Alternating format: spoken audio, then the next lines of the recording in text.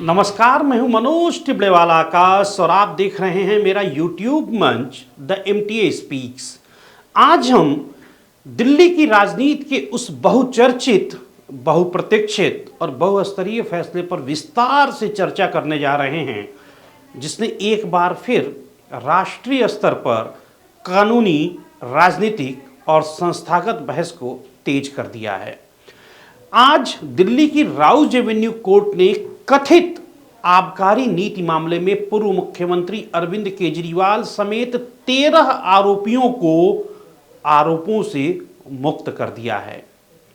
यह वही मामला है जिसने पिछले 2 साल में दिल्ली की सत्ता में विपक्ष और सत्ता पक्ष के बीच तीखी टकराहट पैदा की, केंद्र और राज्य के बीच असाधारण तनाव पैदा किया और जांच एजेंसियों की भूमिका पर गहरे सवालिया निशान लगाए।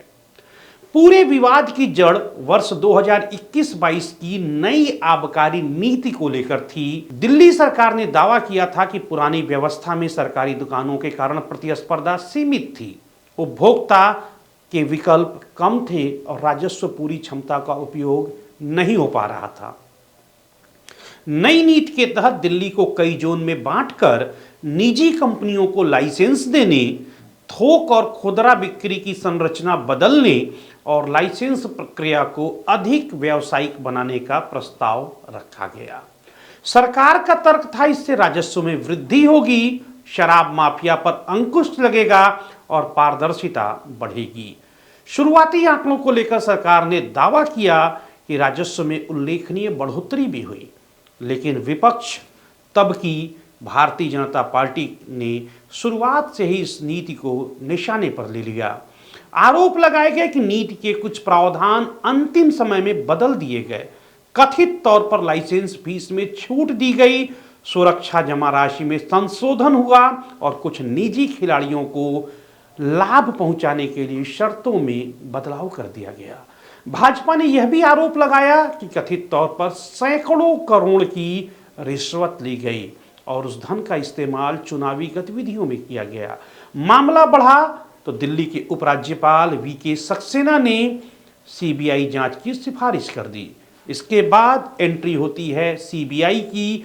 केंद्रीय जांच ब्यूरो ने एफआईआर दर्ज की और ईडी यानी प्रवर्तन निदेशालय ने धन शोधन निवारण अधिनियम मनी लॉन्ड्रिंग एक्ट के तहत जांच प्रारंभ कर दी। जांच के दौरान कई कारोबारी, अधिकारी और राजनीतिक व्यक्ति जांच के घेरे में आए। तत्कालीन उप मुख्यमंत्री मनीष सिसोदिया की गिरफ्तारी ने इस मामले को राष्ट्रीय सुर्खियों में ला दिया। बाद में अरविंद केजरीवाल तक को गिरफ्तार कर लिया गया। बतौर मुख्यमंत्री केजरीवाल लगभग 154 दिनों तक जेल में रहे, जबकि मनीष सिसोदिया को करीब 530 दिन का कारावास झेलना पड़ा। आम आदमी पार्टी ने इसे राजनीतिक प्रतिशोध की कार्रवाई बताया और कहा कि केंद्र सरकार विपक्षी नेताओं को दबाने के लिए एजेंसियों का दुरुपयोग कर रही है। दूसरी ओर भाजपा का कहना था कि कानून अपना काम कर रहा है और भ्रष्टाचार के खिलाफ कार्रवाई में किसी को भी छोड़ा नहीं जाएगा। राजनीतिक बयानबाजी अपने चरम पर पहुंच गई। संसद से लेकर सड़क तक आरोप प्रत्यारोप का दौर चला। आम आदमी पार्टी ने इसे लोकतंत्र बनाम दमन की लड़ाई बताया, जबकि भाजपा ने इसे भ्रष्टाचार बनाम जवाबदेही का मुद्दा बनाया। कई विपक्षी दलों ने एजेंसियों की कार्रवाई पर सवाल उठाए और इसे व्यापक राजनीतिक परिप्रेक्ष्य में देखा। वहीं सरकार ने बार बार कहा कि जांच स्वतंत्र है और अदालत में साक्ष्य प्रस्तुत किए जाएंगे। अब राउज एवेन्यू कोर्ट के यानी निचली अदालत के फैसले ने इस पूरे प्रकरण को नया मोड़ देने का काम किया है। अदालत ने कहा कि अभियोजन पक्ष आरोपों को संदेह से परे सिद्ध करने में असफल रहा। कोर्ट ने अपने आदेश में यह भी साफ किया कि आपराधिक मामलों में दोष सिद्धि के लिए ठोस, प्रत्यक्ष और विश्वसनीय साक्ष्य आवश्यक हैं। केवल परिस्थितिजन्य अनुमान, कथित बयान या अपुष्ट आर्थिक लेन देन के आधार पर किसी को दोषी नहीं करार दिया जा सकता। अदालत ने यह भी कहा कि संदेह का लाभ आरोपी को मिलना भारतीय आपराधिक न्याय प्रणाली का मूल सिद्धांत है। इसी आधार पर केजरीवाल समेत 23 लोगों को बरी कर दिया गया। अब सबसे बड़ा राजनीतिक प्रश्न यहाँ पर यह है कि क्या यह फैसला केंद्र सरकार और विशेषकर सीबीआई के लिए झटका है। विपक्ष का कहना है कि जब इतनी व्यापक जांच, छापेमारी, गिरफ्तारियां और लंबी हिरासत के बाद भी अदालत में आरोप सिद्ध नहीं हो सके तो यह जांच एजेंसियों की कमजोरी या लापरवाही को दर्शाता है। कुछ राजनीतिक विश्लेषक इसे सीबीआई की चार्जशीट की कथित कमियों से जोड़ रहे हैं। उनका तर्क है कि यदि साक्ष्य मजबूत होते तो निचली अदालत में मामला टिकता। दूसरी ओर सरकार समर्थक पक्ष यह कह रहे हैं कि निचली अदालत का फैसला अंतिम सत्य नहीं है। जटिल आर्थिक अपराध में साक्ष्य की व्याख्या अलग अलग न्यायालयों में भिन्न हो सकती है। अब सूत्रों का कहना है कि सीबीआई इस फैसले के खिलाफ दिल्ली हाईकोर्ट में अपील करेगी। यदि अपील होती है तो उच्च न्यायालय निचली अदालत के आदेश और साक्ष्यों की पुनर्समीक्षा करेगी।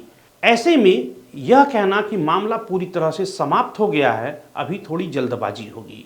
एक और अहम बहस यह भी है कि क्या अरविंद केजरीवाल की गिरफ्तारी में जल्दबाजी की गई। विपक्ष का आरोप है कि गिरफ्तारी का समय राजनीतिक कैलेंडर से जुड़ा था और इसका उद्देश्य चुनावी परिदृश्य को प्रभावित करना था। समर्थकों का तर्क है कि यदि आरोप इतने ठोस थे तो अदालत में क्यों नहीं टिके। वहीं जांच एजेंसियों का पक्ष है कि गिरफ्तारी कानून के प्रावधानों के अनुरूप और उपलब्ध साक्ष्यों के आधार पर की गई। यहाँ यह समझना आवश्यक है कि गिरफ्तारी और दोष सिद्धि के मानदंड अलग अलग होते हैं। गिरफ्तारी के लिए प्राथमिक साक्ष्य पर्याप्त हो सकते हैं, जबकि दोष की सिद्धि के लिए संदेह से परे प्रमाण आवश्यक हैं। फैसले के बाद अरविंद केजरीवाल का भावुक होना भी चर्चा का विषय बना है। अदालत के आदेश के बाद उनकी आंखों में आंसू दिखाई दिए। समर्थकों ने इसे लंबे संघर्ष, कारावास और मानसिक दबाव के बाद की स्वाभाविक मानवीय प्रक्रिया बताया। आलोचकों ने इसे राजनीतिक सहानुभूति अर्जित करने के प्रयास के रूप में देखा। लेकिन यह ध्यान रखना चाहिए कि किसी व्यक्ति की भावनात्मक प्रतिक्रिया को राजनीतिक रणनीति करार देना तभी उचित होगा जब उसके समर्थन में ठोस प्रमाण हो। लोकतांत्रिक राजनीति में प्रतीक और भावनाएं अक्सर जनसाधारण को प्रभावित करने की कोशिश के रूप में भी देखा जाता है, परंतु उसके पीछे की वास्तविक मंशा का आकलन सावधानी से किया जाना चाहिए। यह पूरा प्रकरण भारतीय लोकतंत्र में संस्थागत संतुलन की परीक्षा भी है। क्या हमारे देश की जांच एजेंसियां पूरी तरह स्वतंत्र और निष्पक्ष हैं?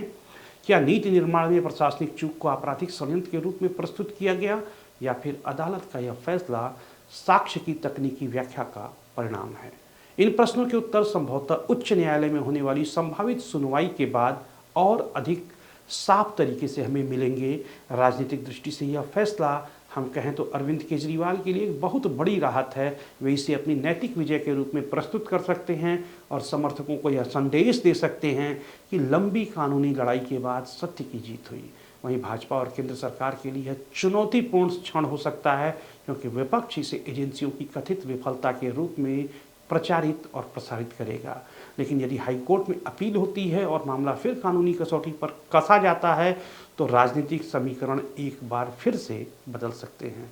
कुल मिलाकर यह मामला केवल एक आबकारी नीति का विवाद नहीं है, यह भारतीय राजनीति में जवाबदेही, एजेंसियों की विश्वसनीयता, न्यायिक प्रक्रिया और जनसाधारण की जटिल परतों का मिश्रण है। निचली अदालत का फैसला एक महत्वपूर्ण अध्याय है, लेकिन अंतिम अध्याय अभी लिखा जाना बाकी है।